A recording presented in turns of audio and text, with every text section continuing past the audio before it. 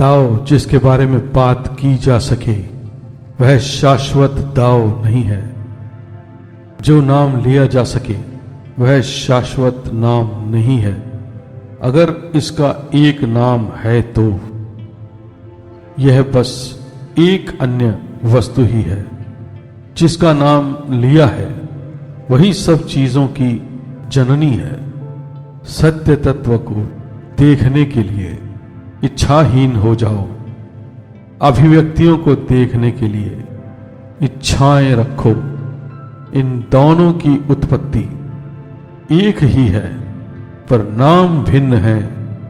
यही रहस्य है, रहस्यों का रहस्य, सभी रहस्यों का द्वार। चैप्टर 2। अगर कुछ आपको खूबसूरत लगता है तो कुछ और बदसूरत लगना चाहिए। अगर कोई चीज अच्छी दिखती है तो कोई और बुरी दिखनी चाहिए। आप कुछ नहीं के बिना कुछ पा नहीं सकते।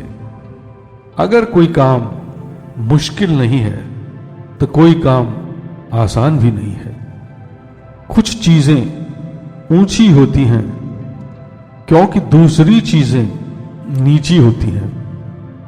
आप जानते हैं कि आप संगीत सुन रहे हैं क्योंकि यह शोर की तरह नहीं होता। वो सब जो पहले आया तो कोई बाद में भी आएगा। साधुजन काम करवा लेते हैं बिना कोई मांसपेशी हिलाए और अपनी बात सिखा देते हैं बिना एक शब्द बोले। जब उनके आसपास की चीजें छिन्न भिन्न हो जाती हैं वे शांत रहते हैं।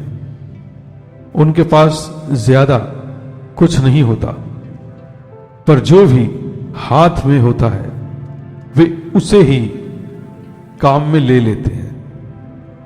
वे काम करते हैं बिना किसी एहसान की अपेक्षा के। जब काम हो जाता है तो वे अगले काम पर जाते हैं क्योंकि वे कोई श्रेय नहीं चाहते, इसलिए वे इसमें हारते नहीं। चैप्टर 3।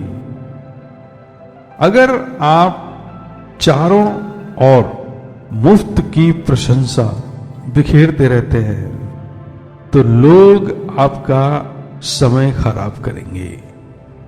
आपको प्रभावित करने के लिए अगर आप चीजों को हद से ज्यादा महत्व देते हैं तो आप ठग लिए जाएंगे। अगर आप लोगों को खुश करने की कोशिश करेंगे तो आप उनको नाराज ही करेंगे।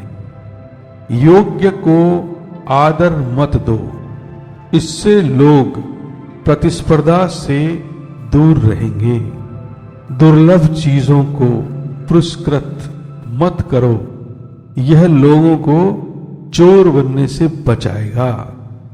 इच्छित को दिखाओ मत, लोगों के हृदय संशयित नहीं होंगे।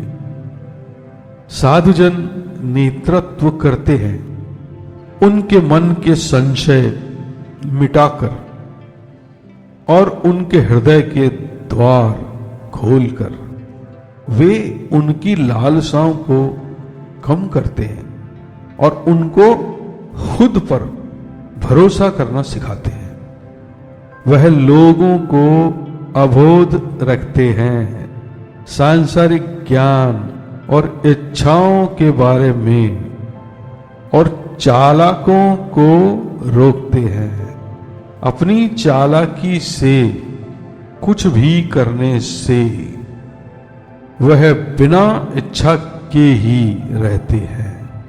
इससे हर चीज पूरी होगी इसके प्राकृतिक रूप से। चैप्टर 4। यहां कितना दाव है, जितना तुम्हें चाहिए उससे कहीं ज्यादा।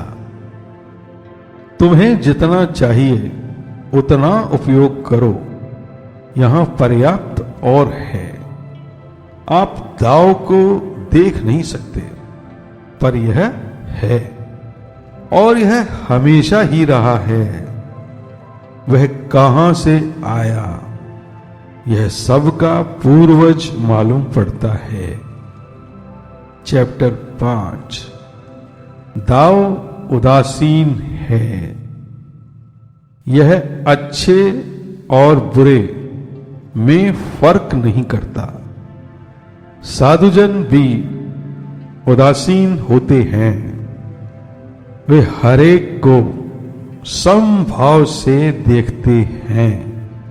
स्वर्ग और धरती के बीच का स्थान धौंकनी की तरह है, जिसका आकार बदलता है पर रूप नहीं। यह जितना ही बाहर निकालता है उतना ही भर जाता है। ज्यादा शब्दों की महत्ता कम होती है, इसलिए कम शब्दों में मूल विषय पर ही बने रहना चाहिए।